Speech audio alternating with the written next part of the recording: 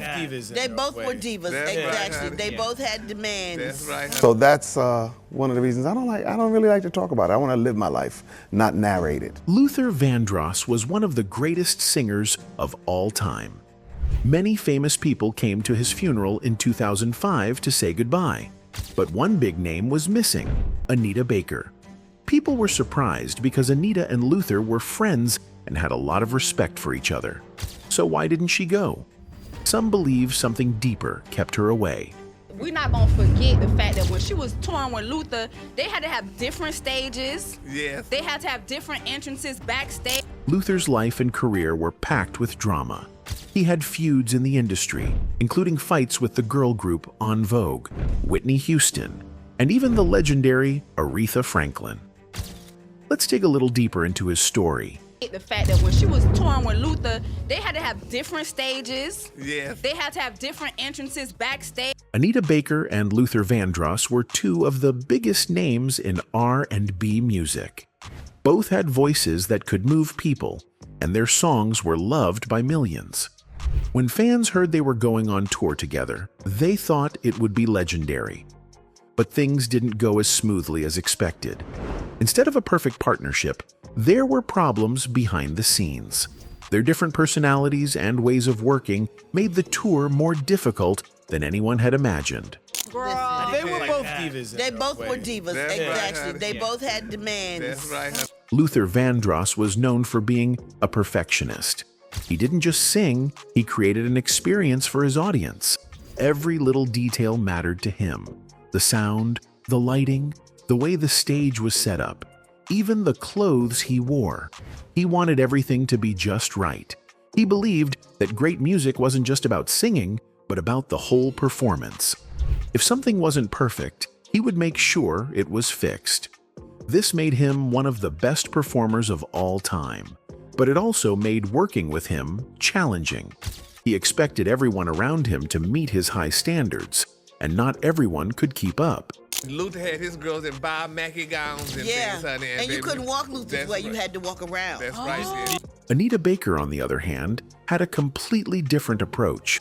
She sang from the heart, letting her emotions guide her. Her voice was full of raw power and deep feeling. She didn't worry too much about small details like Luther did. Instead, she focused on the emotions of the music and how it made people feel. This made her performances powerful and unforgettable, but it also meant she wasn't as strict about perfection.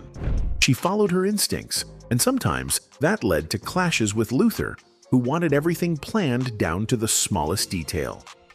When the tour started, fans were excited. They thought it would be an incredible show, bringing together two of the best voices in R&B. But behind the scenes, tensions were rising. Luther wanted everything to be perfect, while Anita wanted to keep things natural and go with the flow. They disagreed on many things, like which songs to sing, how to arrange them, and even the speed of the music.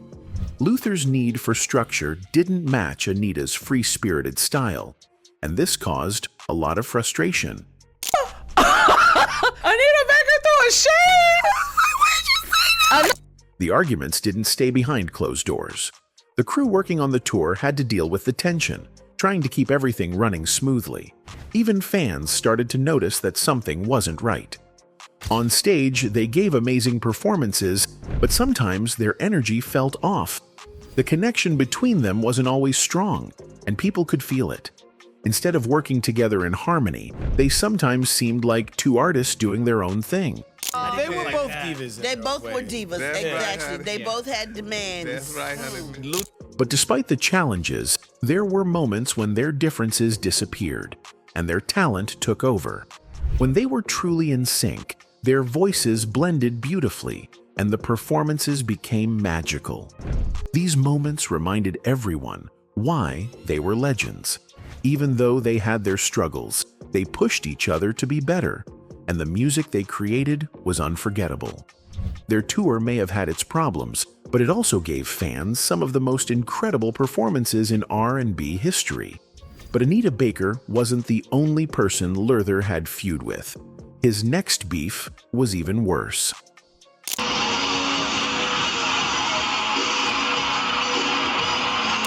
Vandross had beef with the girl band En Vogue. It started in the 1990s when he went on tour with the group. At the time, they were at the top of their game.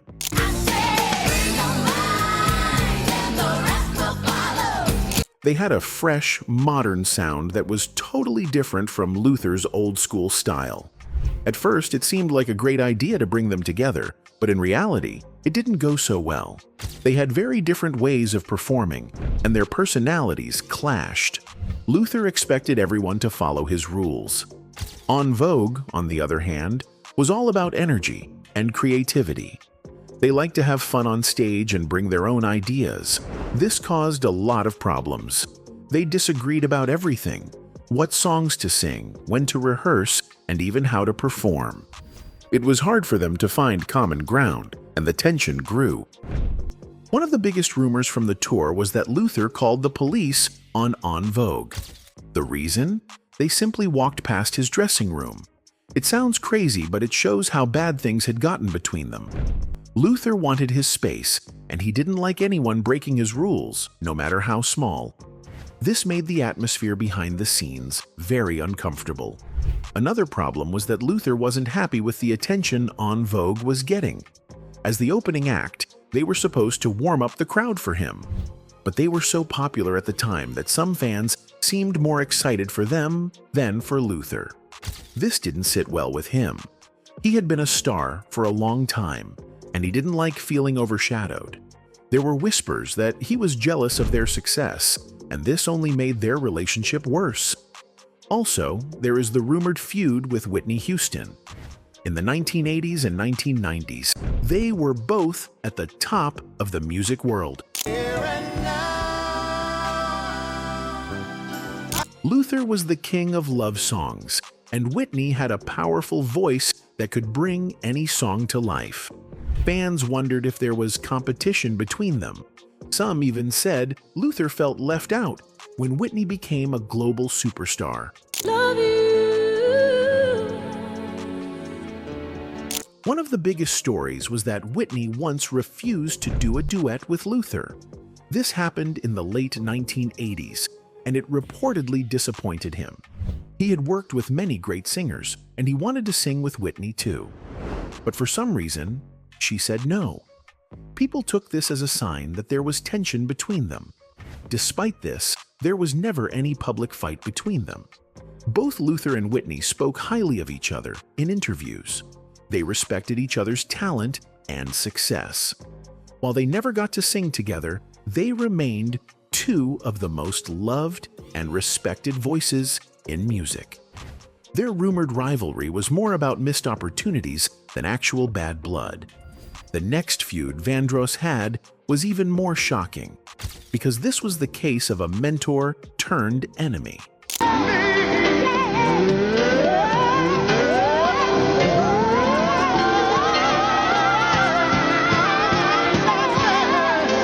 Well, I'm talking about the beef between Aretha Franklin, the Queen of Soul, and Luther Vandross. Both were incredibly talented, with voices that could move people to tears. But when they worked together on Aretha's 1983 album, Get It Right, things didn't go as smoothly as expected. Instead of making beautiful music in peace, they ended up clashing. Big time. People who were in the studio at the time said their arguments were like two people who had been married for years but couldn't agree on anything. They fought over how the songs should be sung, and it got so intense that Aretha actually stormed out of the studio. Everyone there was shocked. It's not every day that a legend like Aretha Franklin just walks out in the middle of a recording session. Let me tell you something. It happened so unexpectedly, Later, Aretha told the full story in her book, Aretha, From These Roots. She didn't hold back on her feelings. She explained that, in her opinion, a producer should help guide an artist, not try to control them. She believed that Luther was overstepping his role. She felt that if he wanted to decide exactly how a song should be sung, then he should have just sung it himself. That was her way of saying that she wasn't about to let anyone, even someone as talented as Luther Vandross, tell her how to do her job.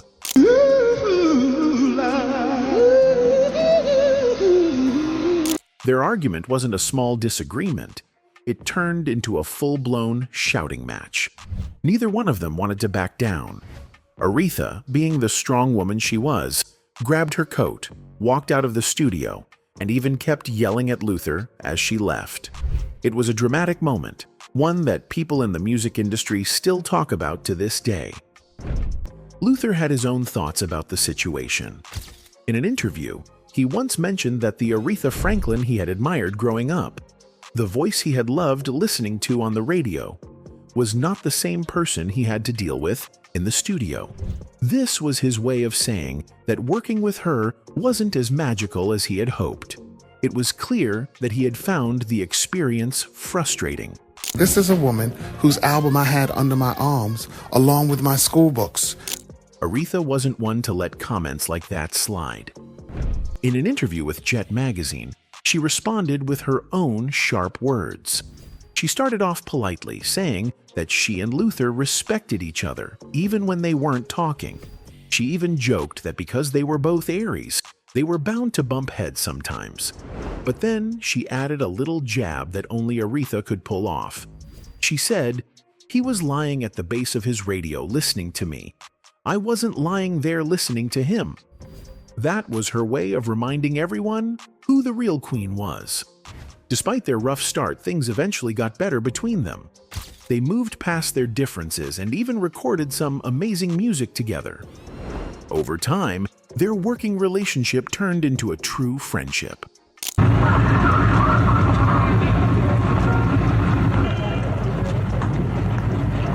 Aside from all the famous feuds, Vandross also went through a heartbreaking accident that changed his life forever.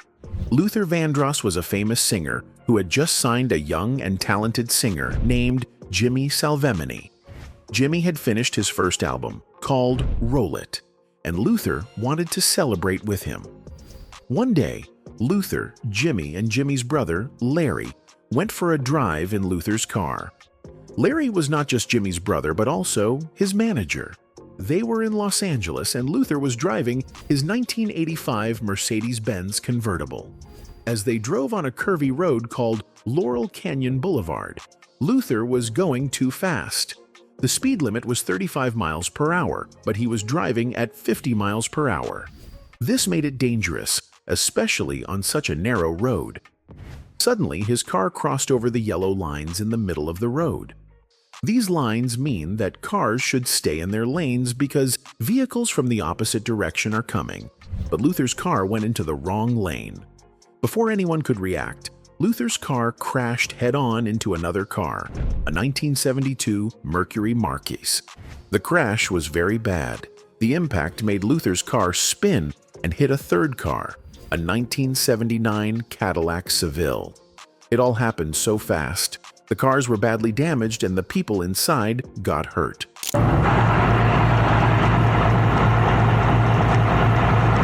All three people in Luther's car were injured. An ambulance rushed them to Cedars-Sinai Medical Center. Sadly, Larry, who was in the front passenger seat, did not survive. He lost his life from the crash. It was a heartbreaking moment for everyone who knew him. Luther was also seriously hurt. He broke 3 ribs and a hip, and his face had cuts and bruises. Jimmy, who was in the back seat, was injured too, but survived.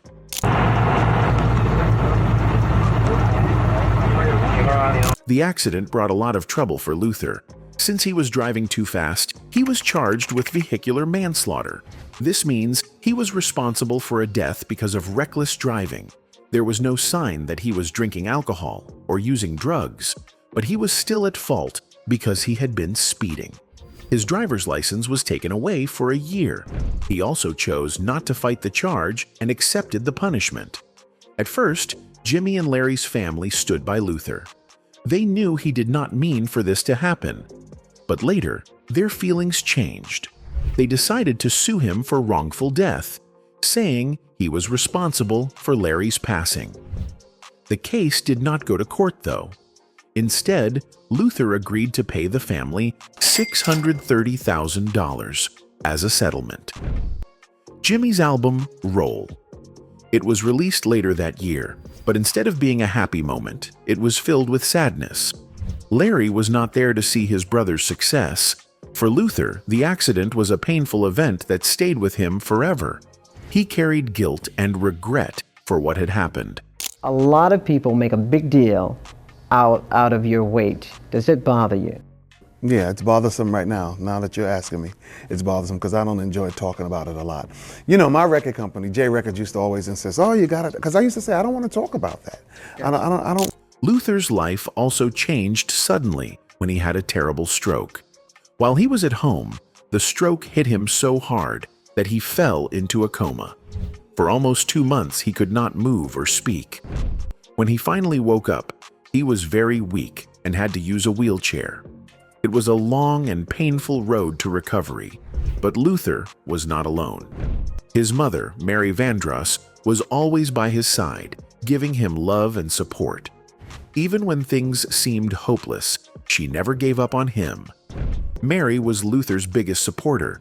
She stayed strong for him, even when doctors were not sure if he would recover. She watched for any small signs that he was trying to come back. One day, she noticed something special.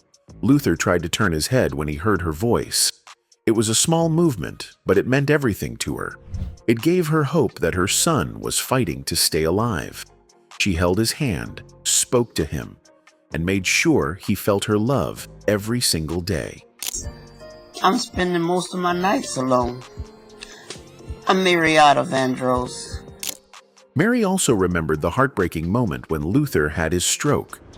On April 16, 2003, his housekeeper found him lying on the floor in his apartment. He was unable to move properly, but he managed to say something very important. His first words were, "Get my mama, call my mama." This showed how much he loved his mother and how deeply he depended on her. Even in that scary moment, the first person he thought of was Mary. Luther's life was filled with both success and pain. He had already lost many family members before his stroke. His father died when Luther was just 7 years old. Over the years, he also lost his brother and 2 sisters because of health problems. This left only him and his mother. Mary had already suffered so much heartbreak, and now she had to face another painful experience, her only surviving child fighting for his life. It was not easy, but she found strength in her faith. She prayed every day, hoping for a miracle.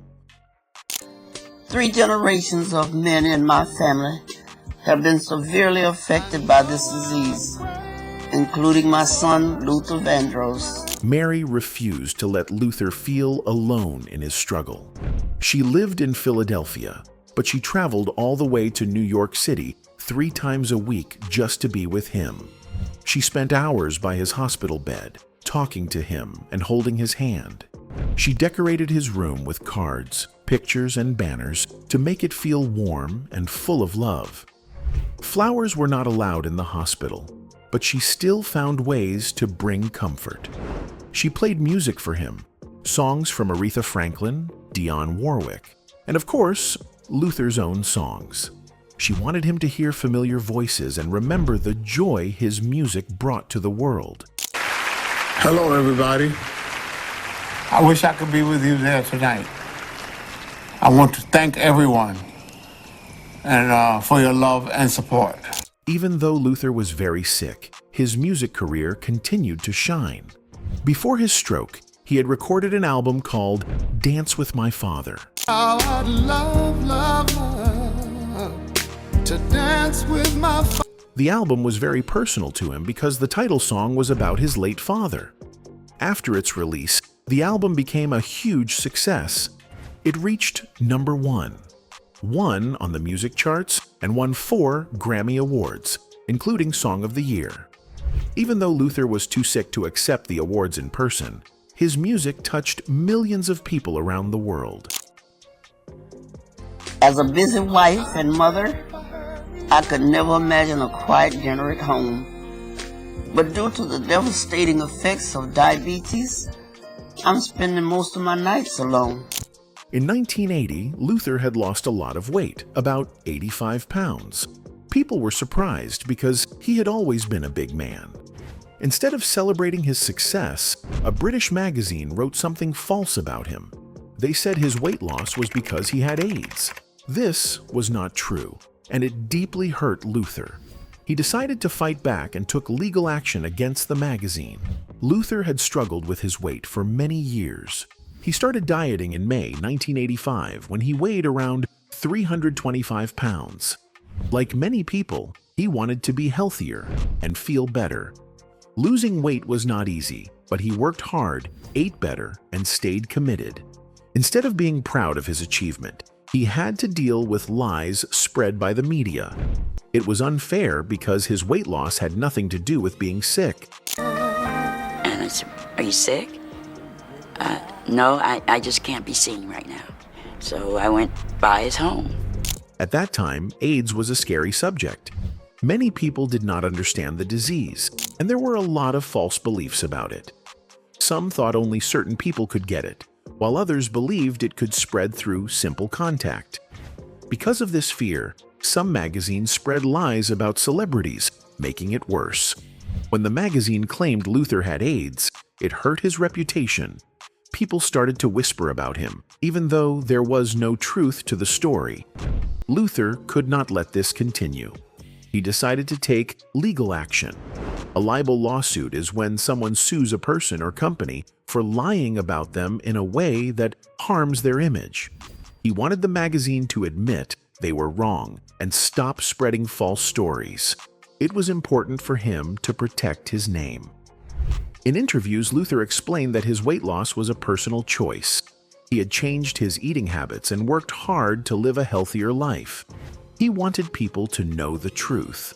Losing weight was something he was proud of, and no one had the right to take that away from him by spreading false stories. Luther's last public appearance was on The Oprah Winfrey Show on May 6, 2004. Not long after, he passed away on July 1, 2005, at age 54, due to complications from a stroke. His funeral was held on July 8, 2005, at Riverside Church in New York City. Many singers came to honor him, including those he had frictions with. Aretha Franklin, Patti LaBelle, and Stevie Wonder were there, each sharing stories and singing songs to celebrate Luther's life and music. And of course, Anita Baker didn't attend his funeral. Are you in a good place now in your life? Right now, no, not particularly. No, you know, it's too much work that yields too little result from my assessment of it all. Luther Vandross was one of the greatest singers of all time. His voice was smooth and his songs touched people's hearts. Fans loved him and women adored him. But behind all the fame, Luther had a secret that he never shared with the world. He struggled with his sexuality and felt he couldn't be open about it. Yeah, my friend Luther was gay. Many people in the music industry suspected that Luther was gay, but he never talked about it. Bruce Vilanch, a writer, once said that Luther was deep in the closet, meaning he didn't want anyone to know. Musician Lenny Kravitz also shared that Luther felt very lonely. A close friend named David once overheard Luther saying how sad he was that he couldn't truly be himself. Luther spoke to songwriter Leslie during late-night talks. He shared how he felt alone, even though women screamed for him at concerts. He admitted that he was actually more interested in their brothers, but he could never say that in public. This made him feel even more isolated. Did he struggle with the idea of coming out? We talked about it. It was basically he did not want his mother to be, although she might have known. One of his closest friends, singer Patti LaBelle, knew the truth. After Luther passed away, she revealed in an interview that he didn't come out because he didn't want to upset his mother. He also worried that if his female fans knew, they might stop supporting him. Patti's words caused a big reaction.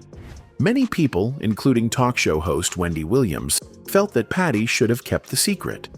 Wendy said that if Luther didn't want to share, his best friend should have stayed silent. Luther's been gone for about 12 years now. Okay? Luther never publicly came out of the closet, despite the rumors and the obviousness of it all. In the 1980s, it was very hard for anyone to come out as gay, especially a black man in the spotlight. Homophobia was strong, and being openly gay could destroy a career.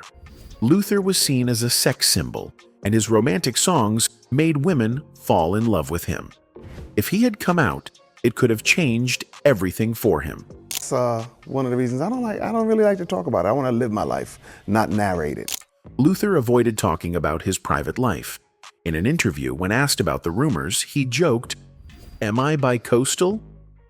Yes, I have houses in Beverly Hills and New York." But behind the jokes, he was hurting. He once admitted that being so private had made his life lonely. Luther never found true love. In the same interview, he said, "I'm still waiting." Every time he liked someone, the feeling was never returned. He remembered his first heartbreak at 16 when he told someone he loved them, and they simply said, "Thank you, but I'm not interested." That pain stayed with him. Luther carried this secret until the day he died. He lived in a time when being open about his sexuality was dangerous. He just wanted love and acceptance, but he never got to experience that freedom. It's sad that someone so talented and loved by the world felt so alone.